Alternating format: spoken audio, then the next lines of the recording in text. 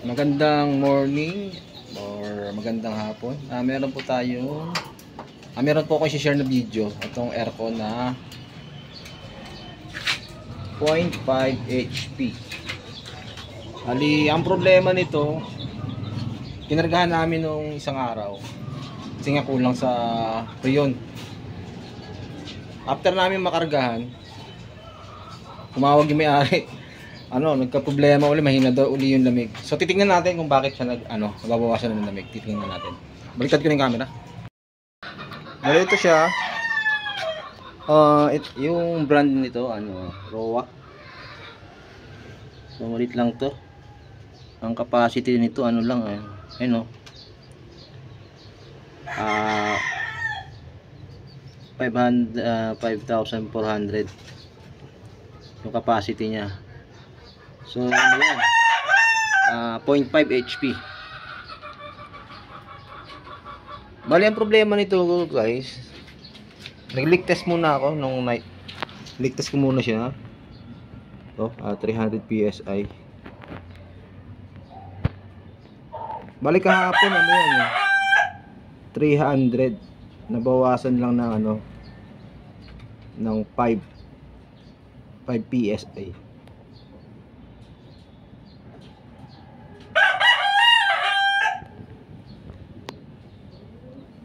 Bali ang gagawin ko muna,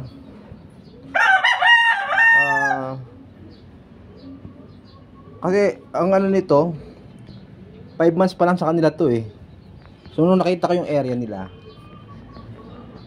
medyo malaki yung area nila Sabi ko sa may-ari, hindi sapat yung capacity nito. Dapat mga 0.75 HP or 1 HP. Bali yung hindi niya kayang palamigin yung buong kwarto, Suggestion ko sa kanya, palitan na lang ng 1 HP or 0.75. Kasi ito lang to 0.5 HP lang to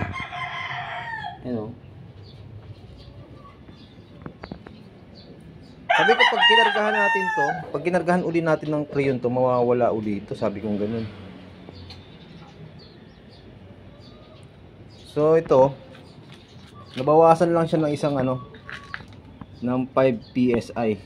Kahapon 300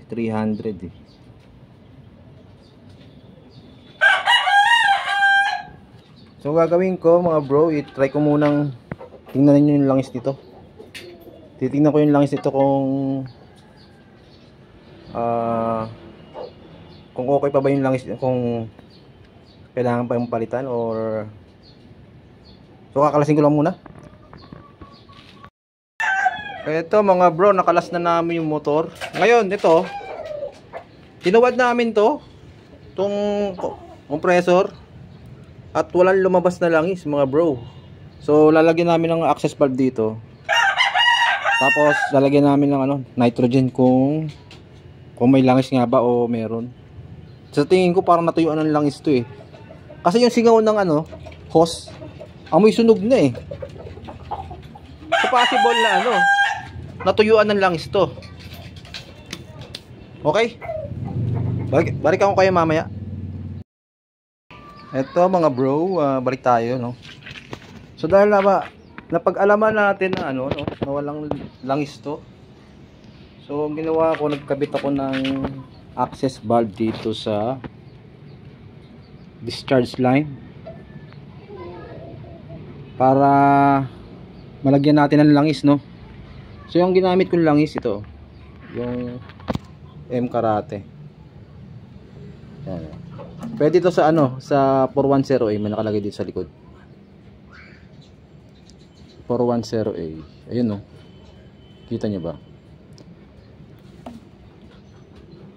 Ginagamit ko rin niya sa R600 pag nagpapalit kami ng langis.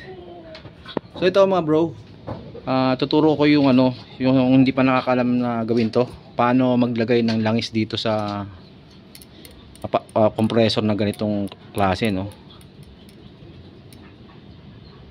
Ali rotary type to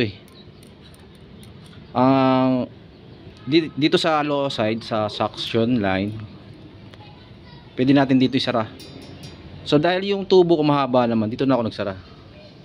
Sa dulo. Ayun. Dulo na to eh. Tapos itong discharge line, dito tayo magkakarga ng langis sa pamamagitan ng vacuum. So nakakabit na yung vacuum. So i-on ko na.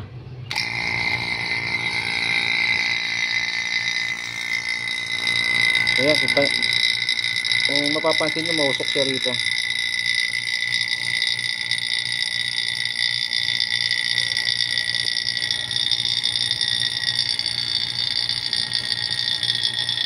So hintay lang tayo kahit ng 1 minute.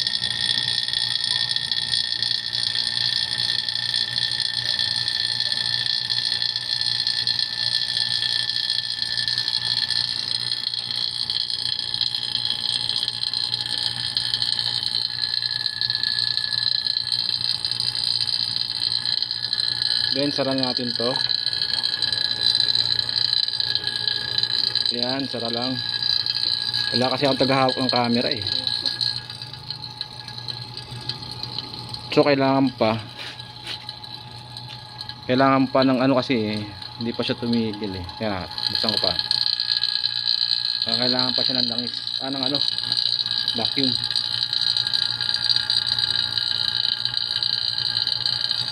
So pause ko muna. Paabutin natin ng 1 minute, no. Eto, balik tayo. Bali, naisara ko na. Naisara ko na to. Ngayon tanggalin natin tong sa vacuum, no.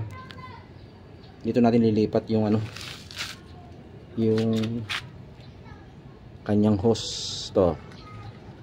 Lilipat ko lang dito sa may langis. Ayan, ito na. Ito na yung langis natin na for yung M Karate. Tapos saka natin buksan dito. Mahirap mag-video nang walang tagahawak ng camera.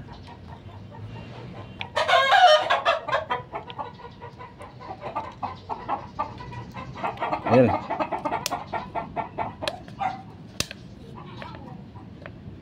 Ayun, nababawasan na guys, ha?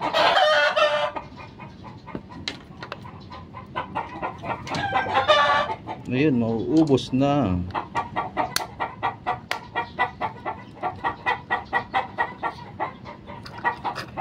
Ayun. Kita nyo guys, ubos niya mukhang nabitin pa nga siya. So ang tanong natin, walang makapasok yan. Okay,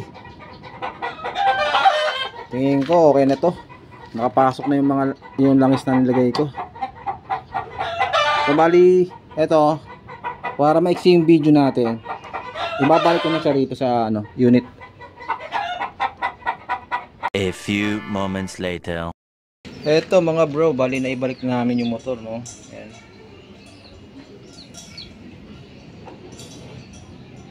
So kanina pa kami nagkakarga ng preyon dito dahil pag niluwagan namin dito, daming nasasayang na preyon.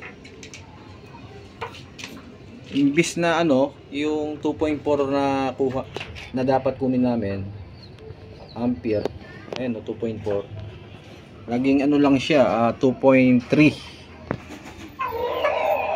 yon ko.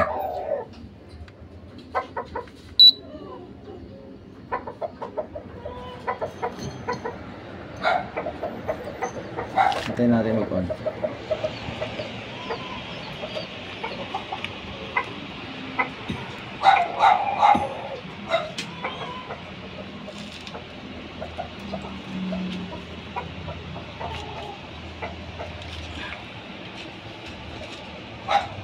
So yung 0.22 sa panyon. Pag gumana yung compressor, magiging na yan mga 2.3, 2.4. Hintayin natin.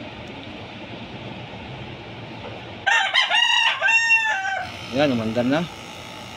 So yan, umabot na siya sa 2. Ayun 2.4 na 2.4, 2.3. 2.3 lang yan. 2.3, nabawasan na kasi ito eh. Pero ang kagandahan nito, ano, nagmo-moist na yung kanyang ano, dito. Ayun oh. Papawis na. Saka kagandahan nito ano. Yan oh. Semi-inverter to kasi ang gamit niya ang ano, refrigerant 401. 401. Pili-piligan mo tinagyan natin na. Hindi, yung pa rin dala natin ah. Yan, refrigerant na ano. Ito malamig na mga bro. Yan.